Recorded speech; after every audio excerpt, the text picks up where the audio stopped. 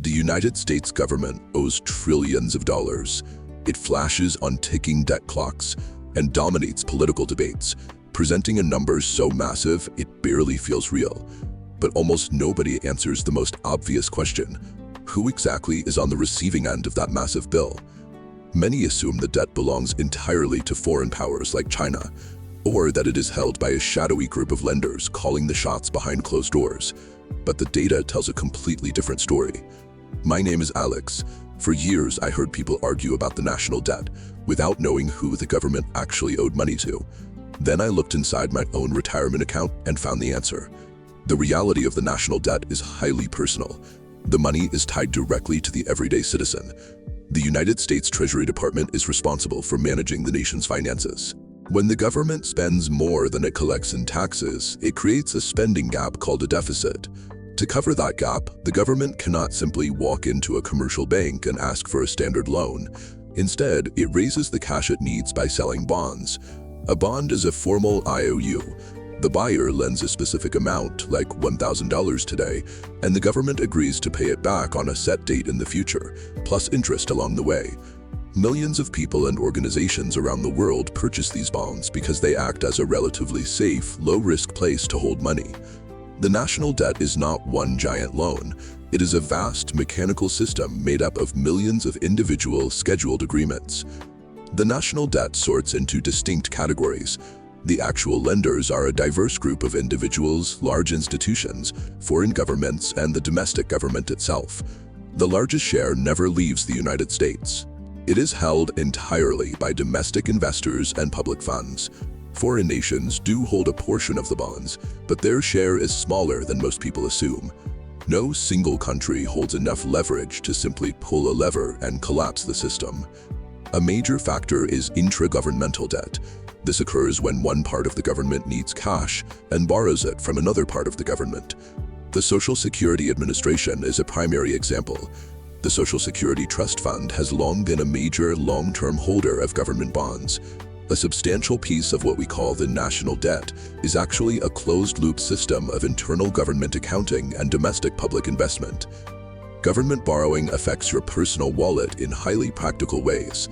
This chart shows how government borrowing volume correlates with consumer interest rates. When the government issuing more debt to borrow cash, it can put upward pressure on the interest rates for your mortgage, your car loan, and your credit cards. How that debt is managed over time also dictates the purchasing power of every dollar you hold in your bank account. Government debt acts as a foundational mechanism.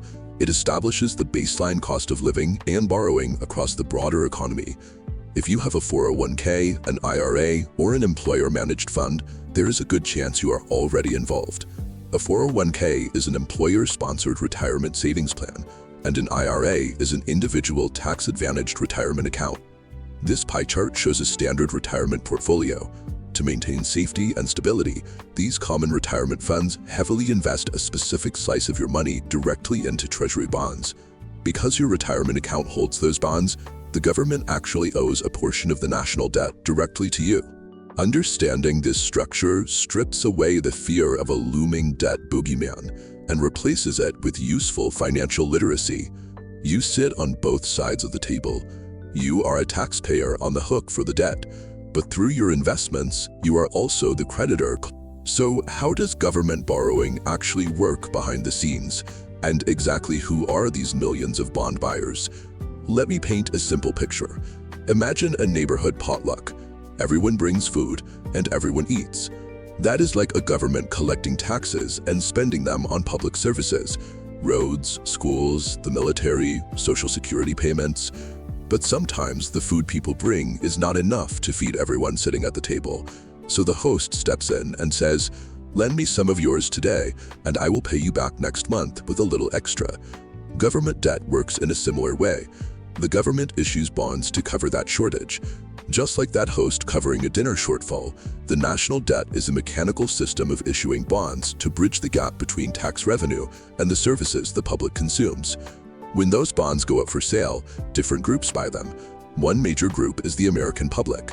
That includes individual investors, mutual funds, insurance companies, state and local governments, and banks. This chart shows why. You can see a steady trajectory of predictable payments from a government bond, contrasted against the jagged volatility of riskier investments. Buyers flock to these because the chance of the government failing to pay back is seen as very low. When a pension fund needs reliable income to support retirees month after month, government bonds can be a natural fit. Another major group is the federal government itself. This sounds odd, but one part of the government frequently lends money to another part. This flowchart illustrates how that works. At times, programs like Social Security have collected more money than they paid out in a given period. Those surpluses are invested right back into special government bonds. This is called intragovernmental debt, debt that one part of the government owes directly to another. This makes up a meaningful share of the total. A large portion of the national debt isn't owed to outsiders. It is held by the American people and the government's own safety nets. Now, a third group is foreign holders, other countries and foreign investors, with nations like Japan and China often among the larger holders, buy American bonds because they want safety and stability. Because the US dollar is one of the world's main reserve currencies, meaning it is a currency held in significant quantities by central banks to facilitate international trade, Treasury bonds are viewed as dependable global assets. Take a look at this pie chart showing total US debt ownership. When we isolate the slice representing foreign ownership, you can see that despite the high profile of international investors, foreign ownership remains a minority share of the total. And then there is the fourth group, the Federal Reserve, the country's central bank. The Fed can hold a significant amount of government debt, but not because it is investing for profit. It buys and sells bonds as a tool for influencing financial conditions. This balanced scale visualization demonstrates the relationship at play. When the Fed buys bonds, interest rates can move lower. When it sells bonds, rates can move higher. The national debt is a complex ecosystem.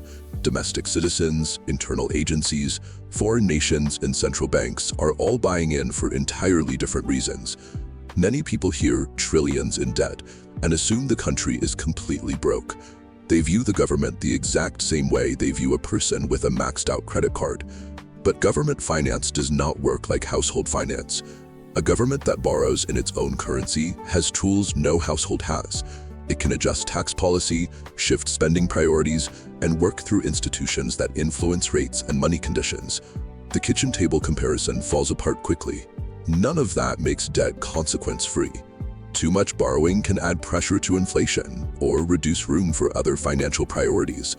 But because the government has these unique levers, looking at the raw headline trillion-dollar number is a flawed way to measure national financial health.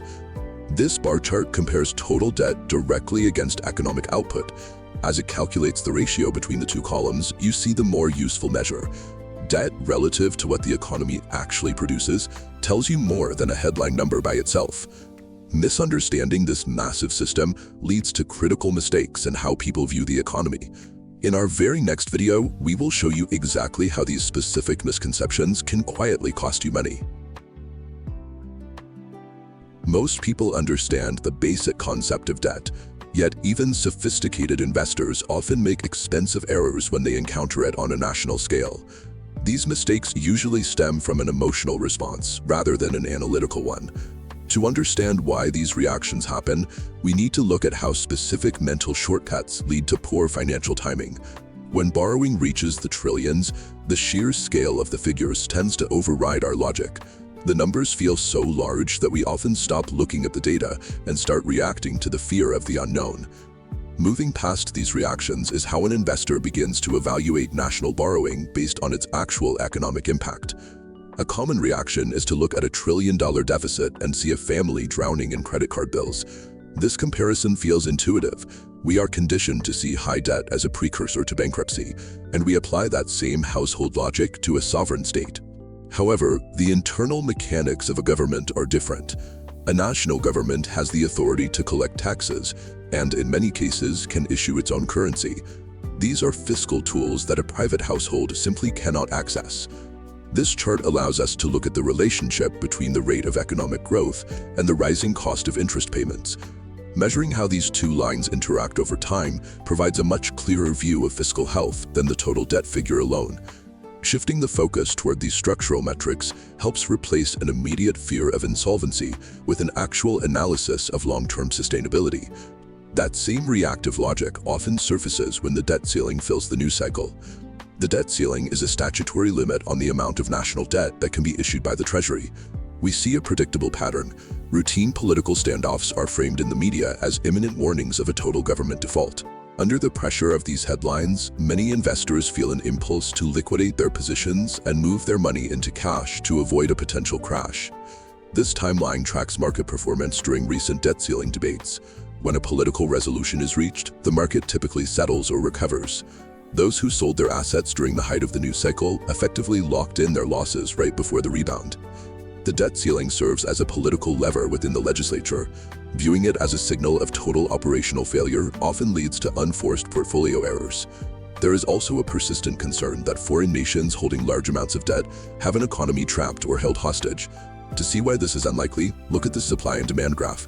If a foreign holder attempted to dump a massive volume of bonds all at once, they would flood the market. This surge in supply would drive bond prices down, meaning the seller would take a significant loss on their own investment. An aggressive move like that would also cause currency instability and financial stress for the selling nation. Sovereign debt functions as a two-way arrangement, where both the lender and the borrower have a vested interest in the stability of the bond market. While these macro stories can feel distant, they share a link with the interest rates you see at your local bank. When the volume of government borrowing rises, markets often demand higher yields, which are the annual interest payments a bond pays to its owner. You can see how that increased volume funnels down to push those yields upward. As national yields rise, the cost of borrowing often increases across the entire economy. This influences the percentage rates on mortgages, auto loans, and business credit. This isn't a simple one-to-one relationship. National borrowing works alongside inflation and the policy decisions of the central bank to determine what you pay for a loan. Understanding this link means viewing national debt as an active economic force that shapes the cost of personal financing. The opposite reaction, tuning out because the numbers feel too large to be real, presents its own set of risks. Ignoring these figures means overlooking the systemic forces that contribute to inflation and the general direction of the economy. For those planning for retirement, these macro factors are the variables that determine the long-term purchasing power of their savings. Treating the debt as if it doesn't exist removes a major piece of the puzzle from your financial strategy. Tracking every headline about national debt is unnecessary and often leads to overtrading. Developing a baseline understanding of how these systems function allows an investor to remain steady when the broader market reacts to the news cycle. By maintaining a focus on the underlying mechanics, you can avoid the high-stress reactions that lead to poorly timed investment moves. Recognizing these patterns helps shift the focus from reactive headlines to long-term financial planning. You already know who the government owes money to and how the mechanics work. You have identified the common mistakes that most people make when they see a big number in a headline. Now we are shifting from high-level theory to a specific daily playbook for your own money. This is a sequence of exact steps you can take to manage your personal finances as the national debt continues to shift. Broad economic knowledge only serves you once it is translated into these specific personal actions. Step 1. Locate the single number that provides more context than the debt total, the debt to gross domestic product ratio. GDP represents the total value of everything a country's economy produces in a year. As this scale illustrates, national debt is easier to manage when the total value of economic output remains proportional to the amount borrowed. When the volume of economic output shrinks while debt remains high, the borrowing becomes stretched and difficult to sustain.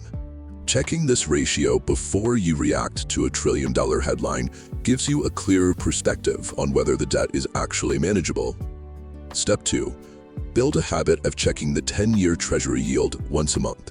You can find this rate in seconds on any financial news site. This line graph tracks the 10-year Treasury yield, a market rate influencing what you pay for mortgages and car loans. As the yield moves, consumer loan costs move with it. When the yield rises, borrowing usually becomes more expensive. Monitoring this rate gives you an early clue about where your own borrowing costs are heading. Step 3. Consider if Treasury securities, like government bills, notes, or bonds, should have a place in your saving strategy. Because the federal government backs these assets, they can provide a layer of stability for your money during periods of market uncertainty. These are tools for stability rather than rapid wealth growth. Speak with a financial advisor to see if they align with your specific goals. Step 4. Build a personal financial cushion to help insulate yourself from broader economic shifts. Financial experts often suggest keeping 3 to 6 months of essential living expenses in a liquid savings account. This cushion acts as a buffer. If shifting interest rates or inflation push your costs higher, having this cash on hand gives you the time to adjust your budget instead of scrambling for solutions. Combining liquid savings with stable government securities provides a layer of protection against federal economic policy changes. Step 5. Replace emotional reactions to headlines with a brief quarterly data check. Most news coverage is designed to capture attention, not to explain the mechanics. Every 3 months, look up these 3 data points: the debt-to-GDP ratio, the trend of the 10-year yield, and the latest interest rate decision from the Federal Reserve. Step 6. Take what you have learned and talk about it with someone you trust. Discussing these specific metrics with a partner or family member makes financial planning collaborative and helps reduce the stress of the unknown. Curating your data and communicating clearly turns a complex topic into a manageable strategy for your household. This mechanical system operates with established rules and specific participants. Government debt is not an anomaly, it is a functioning part of the economy. Knowing that the debt exists matters less than knowing how to navigate the specific ways it affects your personal wealth. When you understand these basic rules, you can stop worrying about the headlines and start making informed decisions for your own financial future. If this made the system easier to understand, leave a like and share this with someone who finds the news stressful. Let me know in the comments, who owns the debt? I post new breakdowns every Tuesday, Thursday, and Sunday. So subscribe, and I will see you in the next one.